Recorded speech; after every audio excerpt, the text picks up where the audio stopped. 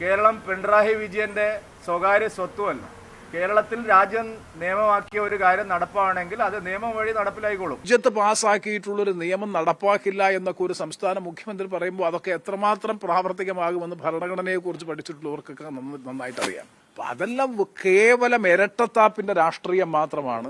സുരേന്ദ്രൻജി എന്ത് പറയുന്നോ അത് കാണാതെ പഠിച്ച് തത്ത പറയുന്ന പോലെ പറയുന്നതാണിപ്പോൾ പ്രേമന്റെ പരിപാടി. ഉണ്ട ചോറിന് നന്ദി കാണിക്കണം എന്നതാണ് നാട്ടുനടപ്പെങ്കിലും വോട്ട് ചെയ്ത് ജയിപ്പിച്ച ജനങ്ങളോട് കുറച്ച് ആത്മാർത്ഥതയൊക്കെ ആവാം. കേട്ടോ പ്രേമ, മോദിയുടെ പരിപ്പ് ഇവിടെ വേവിക്കാൻ നോക്കണ്ട എന്ന് പറഞ്ഞ മുഖ്യമന്ത്രിയോട് പിണറായിക്ക് സ്ത്രീധനം കിട്ടിയതല്ല കേരളം എന്നാണ് സുരു പറഞ്ഞത്.